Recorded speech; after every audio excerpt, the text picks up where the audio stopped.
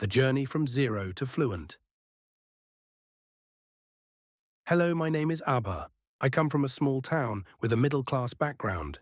We are two children in the family, and I have a younger brother. I always had big dreams. One of those dreams was to master English, and it all started when I was a little girl. I remember the day vividly. My father had just returned from a business trip abroad. He brought back a beautiful book in English, filled with stories and pictures from faraway lands.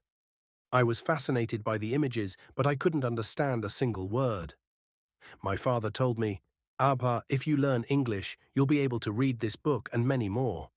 You'll unlock a world of knowledge and opportunities." Those words stayed with me. I dreamed of seeing the world one day, traveling to those faraway places and even studying abroad. But to do that, I knew I needed to master English. However, it troubled me deeply. I could barely understand it, let alone speak it.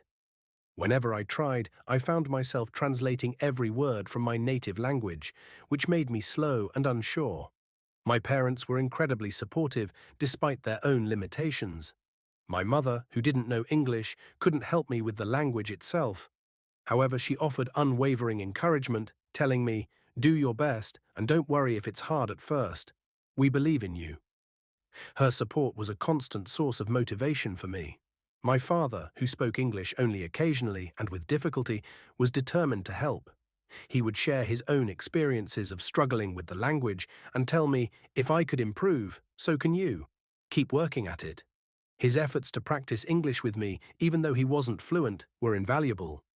I wanted to make my parents proud.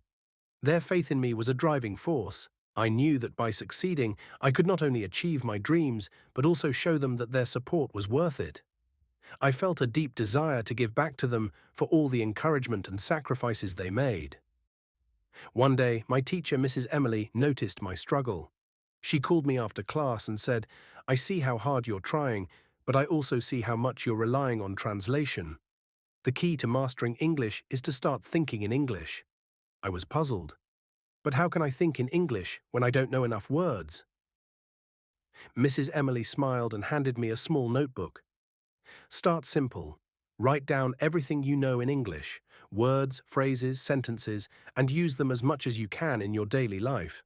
The more you immerse yourself in the language, the more natural it will become." Determined to change, I took her advice to heart. I carried the notebook everywhere, jotting down new words I learned from songs, movies, and conversations. I started labeling objects around my house with their English names. Instead of translating, I began describing things in English, even if it meant using simple words. "The sky is blue," I'd say, or "this apple is red." My parents continued to support me in every way they could. My mother, despite her lack of English skills, would still encourage me and create a positive environment for learning.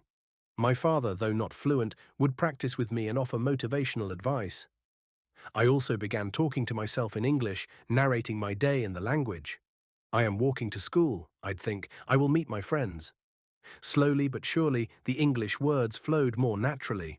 Weeks turned into months, and my confidence grew. I joined an English club where I practiced speaking with other learners. We played games, shared stories, and helped each other improve. The more I spoke, the less I needed to translate in my head. English became a part of my thoughts. One day, during a class discussion, I realized something extraordinary. I was speaking English without thinking about it. The words came naturally, and I no longer needed my notebook as much. My teacher noticed the change and smiled proudly. From that day on, my world expanded. I could watch English movies without subtitles, read books without a dictionary, and even dream in English.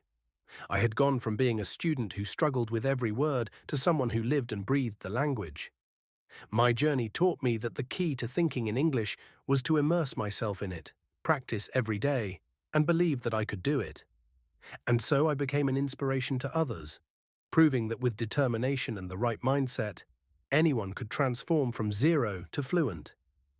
Now my dream of seeing the world and studying abroad feels closer than ever, and I am proud to make my parents proud of my achievements.